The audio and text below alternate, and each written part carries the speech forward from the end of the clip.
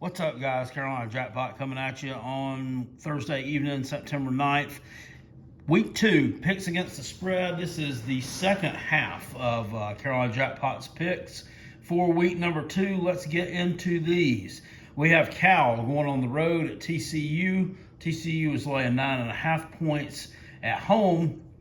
Of course, California lost 2017 last week to Nevada, and TCU won 45-3, over Duquesne, a team that got TCU to actually shorten the third and fourth quarters down to 12 minutes apiece. TCU is a team that is good at home under Gary Patterson, especially against non-conference teams, and I think that this quarterback, this dual threat kid for TCU, Max Duggan, is going to cause some problems for Cal. TCU not really known for having explosive offense, though. Neither is Cal, but this is a game that I really probably wouldn't mess with. But if I had to pick a side, I would lay the points here with TCU.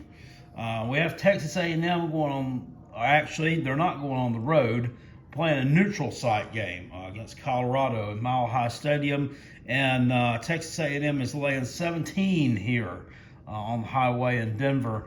They won 41-10 last week over Kent State.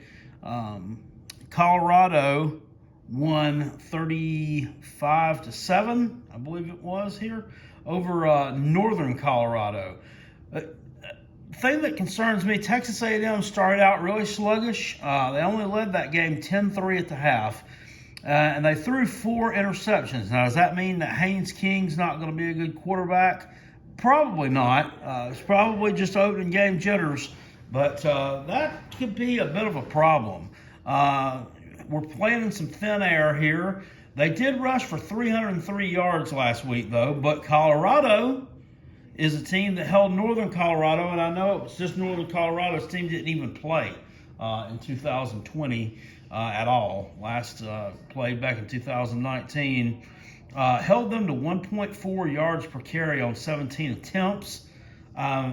With that slow start from Texas A&M last week, coupled with that, the travel, this is not a venue or not an area in particular that Texas A&M is used to playing in. I mean, we don't normally see Texas A&M travel to this part of the world.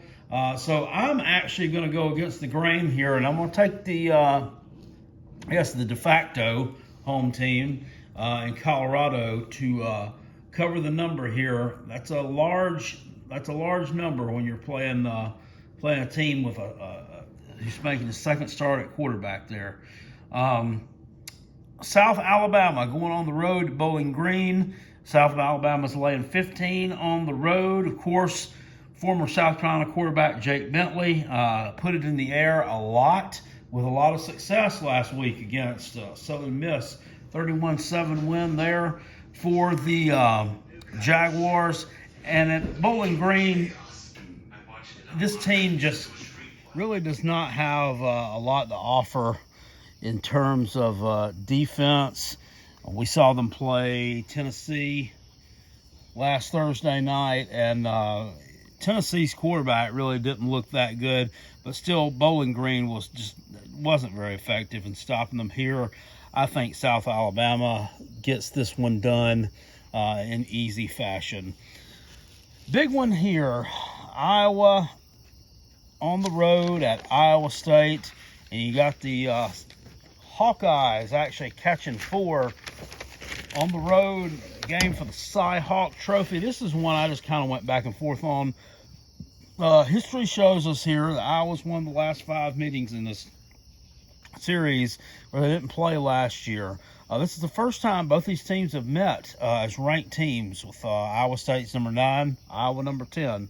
Iowa was a 34-6 winner last week over then number 17 ranked 17th ranked Indiana when they were ranked number 18, and they hold the Hoosiers to 233 yards as a team, but they only put up 303 yards themselves. That's a problem.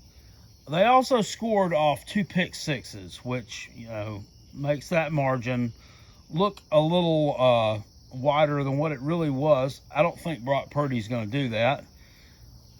So, we got to look at that. Northern Iowa gave Iowa State a really tough game last week, 16-10. The Cyclones win that one against the FCS team. But that's not anything to really be alarmed with, okay? It's not anything to be alarmed with, especially when Northern Iowa is one of the teams with probably one of the best 5 defenses in FCS. And when you look at FCS teams and you look at FCS competition and conferences, FCS is just like FBS. There's a team that's like the Alabama of FCS, and there's a team that's like the Vanderbilt. I mean, there's the good, the bad, and the ugly over there on that side too. And Northern Iowa was one of those better teams. Now, this team, they actually beat Matt Campbell in his first game in 2016, and they took them to triple overtime before they finally won against 2019. So nothing exciting there to get into a close game with Northern Iowa. I think they bounced back this week. Iowa's going to have some better quarterback play than what they have last year. The tight end, Charlie Kolar, has been injured for Iowa State. He looks ready to go this week. He's accounted for 7 touchdowns last year, and this is their year. I mean, this is the team for Matt Campbell. Had a really good season last year. This is everybody's pick this year, and I just think that this is a game they got to have, and I think they're going to get it. I'm going to take Iowa State here in this one to cover the number, in one that I had to go back and forth on. Houston, we have going on the road, taking on Rice. It's really a road game. They're both in the city of Houston. They play for the Bayou Bucket. So Houston fell apart in the second half last week against Texas Tech, while Rice did exactly the same thing against Arkansas. New offensive coordinator over there, Rice, Marcus Tuiasosopo. I can already say his name there. Looking for some good things there. I was surprised at the way they came out and kind of punched the SEC team in the mouth there in Arkansas. And Houston, I just think Dana Holgorsen is just not that great of a coach, okay?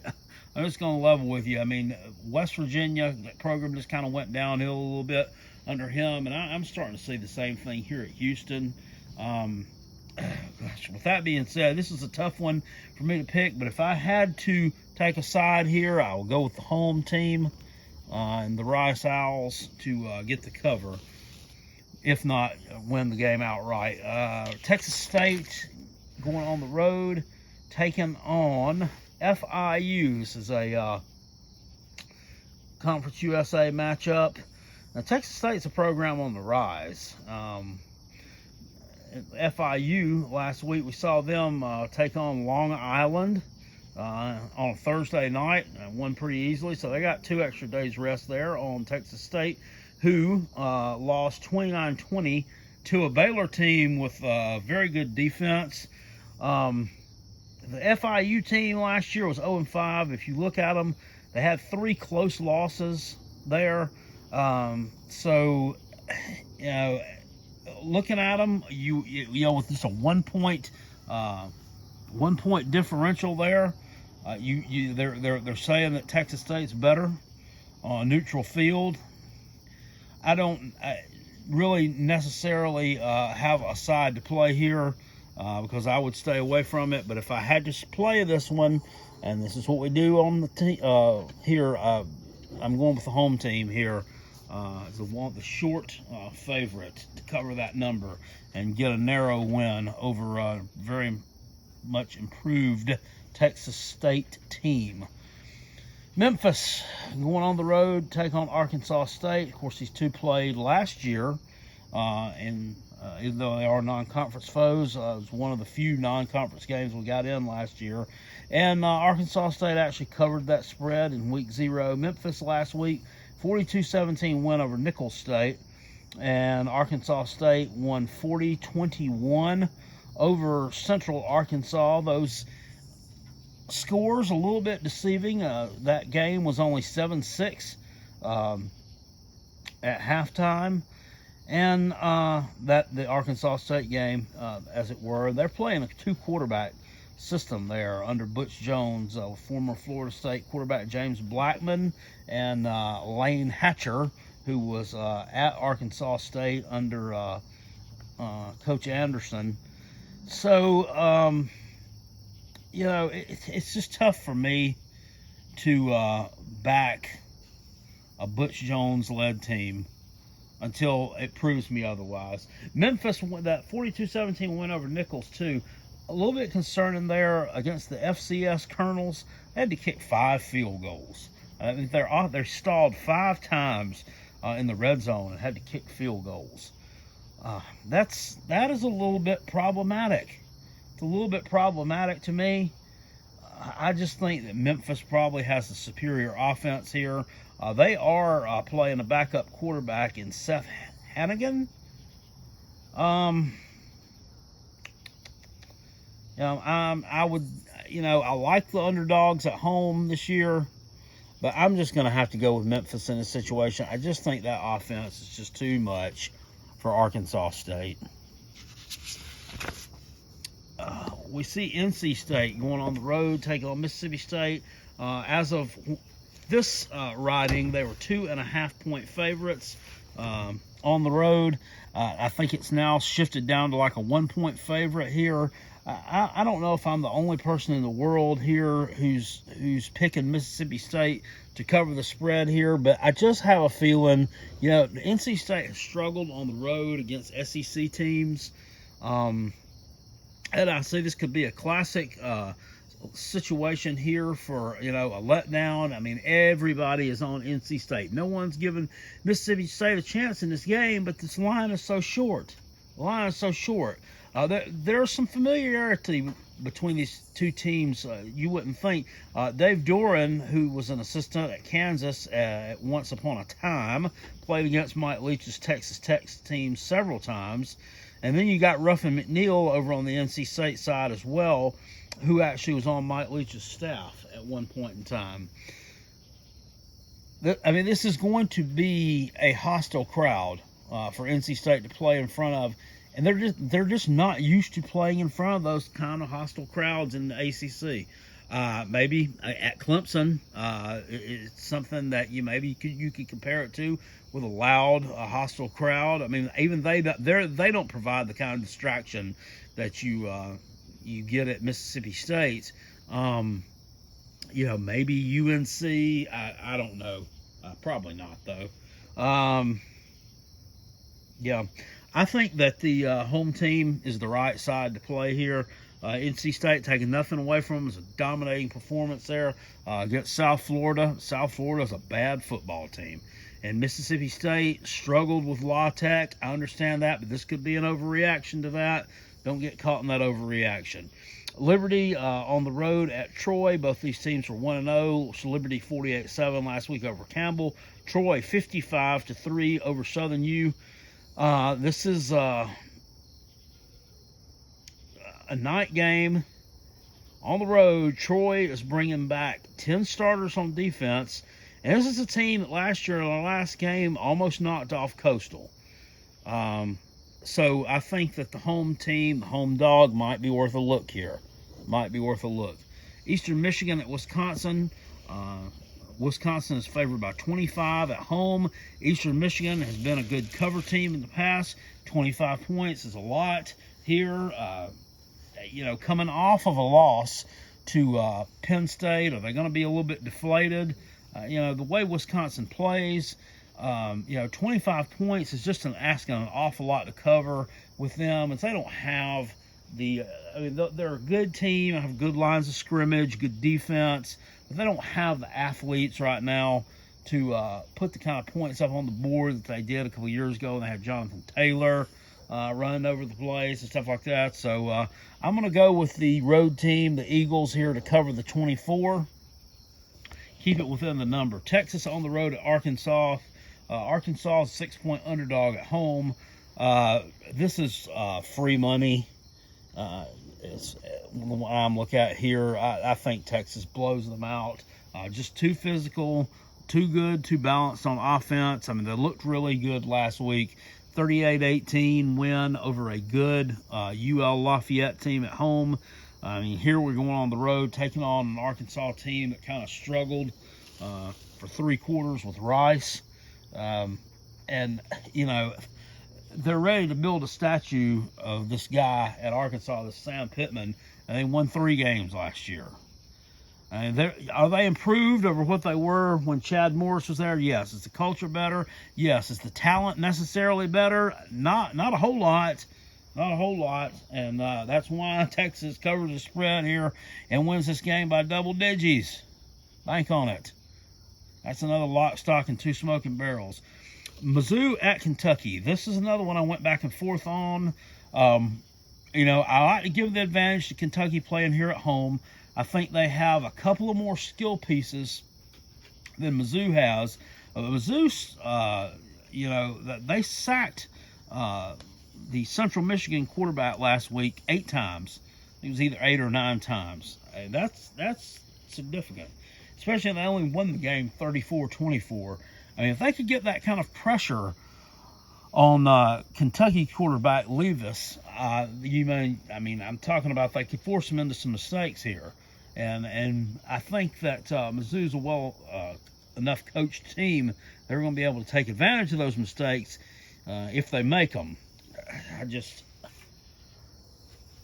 Kentucky's good, though, on the lines of scrimmage. So I don't think you're going to get that kind of pressure on that quarterback.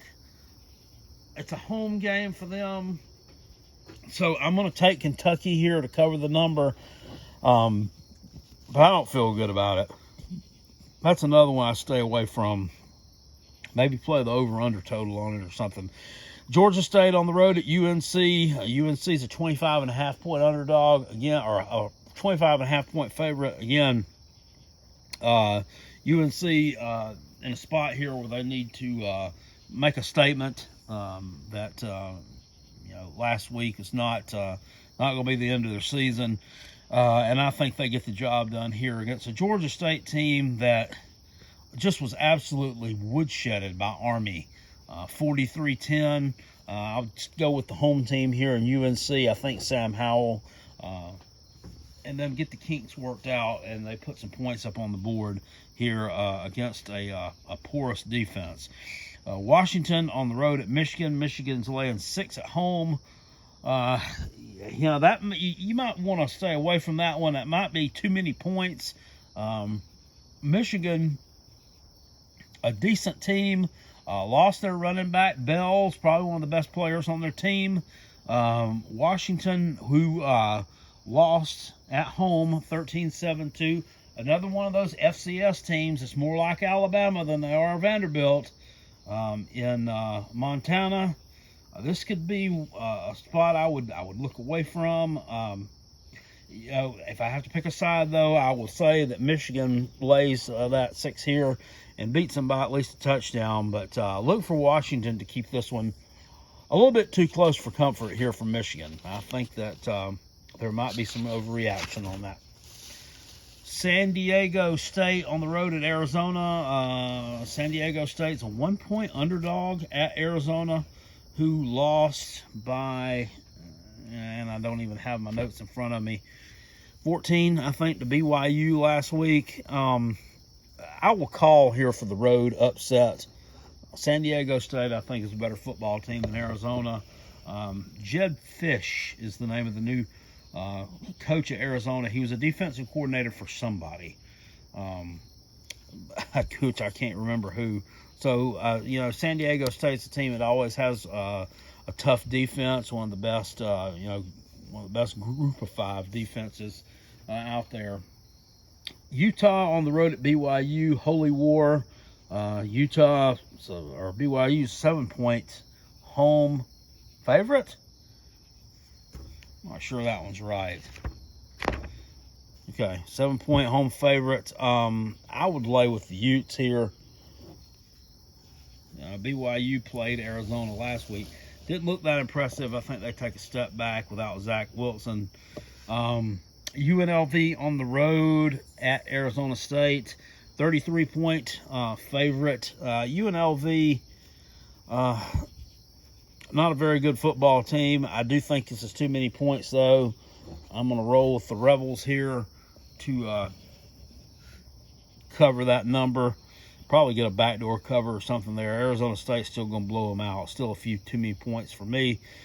Stanford on the road at USC, 17.5-point favorite at home. Stanford, it's a team that has just fallen on some hard times as well.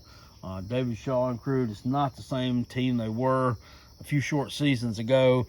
That being said, 17.5 is a big number to cover against a team that's going to ground and pound and maybe force you to play their type of game just a little bit. Stanford has had some success at the old Coliseum in the past as well.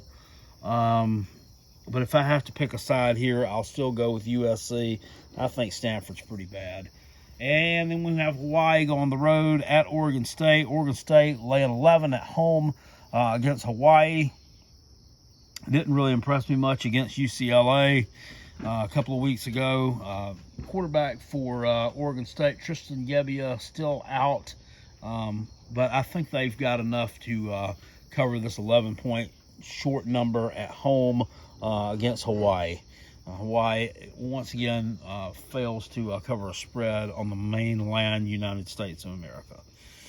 All right, guys, that is my picks against the spread. The rest of them for week number 2 of the college football season. Make sure you tune in Sunday afternoon, Sunday evening-ish. I'll put up a video letting you know how we did against these picks against the spread. I'm actually going to a college football game this weekend, traveling to Greenville, North Carolina, making like the 5-hour trip to see my Gamecocks at noon on Saturday take on East Carolina. So I'm leaving tomorrow afternoon, probably about 2 o'clock in the afternoon, try to beat the traffic and get up there before 9 o'clock tomorrow night or so. Spend the night in the beautiful city of Greenville, the other Greenville, and watch the Gamecocks play. Hopefully we'll pick up a big win. Hopefully y'all win too with your picks this week. I'll see y'all later. Appreciate you. Peace. I'm out. Go Gamecocks. Woo!